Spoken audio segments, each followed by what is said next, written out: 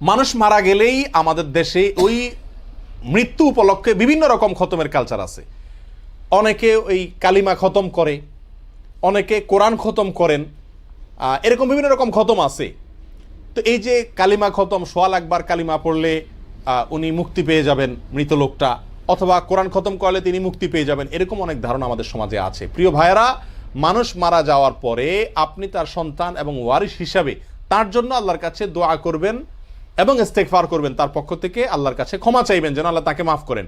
এটা আপনার ভাই বোন সবার জন্য কর্তব্য। আপনার বাবা আপনার মা মারা গেলে তাদের জন্য, অন্য যে কেউ মারা যাক, আপনজন সবার জন্য কর্তব্য, তারা তার পক্ষে আল্লাহর কাছে সুপারিশ করবে, দোয়া করবে, ক্ষমা চাইবে।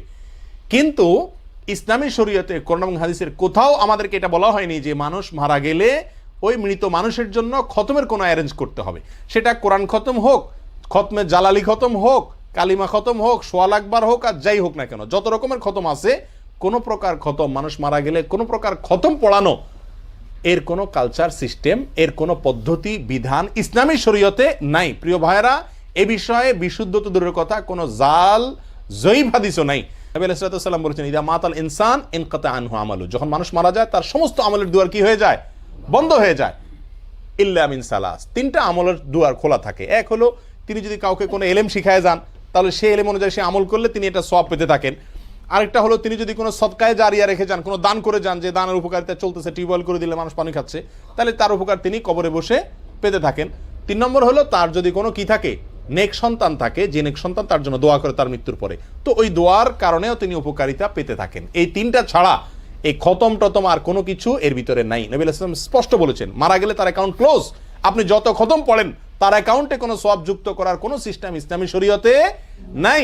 এটা যারা খতম পড়ে তাদের কিছু অর্থনৈতিক সুবিধা হয়, তাদের কিছু ফায়দা হয়, কিন্তু আমরা যারা পড়াচ্ছি আমাদের কোনো লাভ নাই, মৃত মানুষটার কোনো ফায়দা নাই। হাজারের ভিতরে আমাদের দেশে একটা ঘটনা পাওয়া মুশকিল হয় যে মারা যাওয়ার পরে তার ওয়ারিসরা কিসের অ্যারেঞ্জ করে নাই, খতমের ব্যবস্থা করে নাই। এবং সেটা কখনো কখনো নিজেরা পড়ে, কখনো কখনো হুজুরদেরকে দিয়া পড়ায়, কখনো টাকা দিয়ে পড়ায়, কখনো বিনা টাকা দিয়ে, যত রকমই করেন না কেন, এই খতমের সাথে মৃত মানুষের উপকারিতার কোনো সম্পর্ক নাই। এর ফলে মৃত মানুষের কোনো উপকার হবে না, হবে না, হবে না। এ বিষয়ে কোরআন সুন্নাহয় কোনো বর্ণনা নেই। মৃত মানুষের জন্য আপনি দোয়া করবেন, তার পক্ষ থেকে দান সদকা করতে পারেন, তার পক্ষ থেকে উমরা করতে পারেন, তার পক্ষ থেকে হজ করতে পারেন, তার পক্ষ থেকে যে সমস্ত বৈধ কাজ আপনি করতে পারেন কোরআন সুন্নাহ বলা হয়েছে সেগুলো করবেন। কিন্তু খতমের কোনো সিস্টেম, সেটা কোরআন খতম হোক, আর ওই কালিমা খতম হোক, খতমে জালালি হোক, মৌলবি দিয়া হোক, নিজেরা হোক, এর কোনো বিধান ইসলামী শরীয়তে নাই।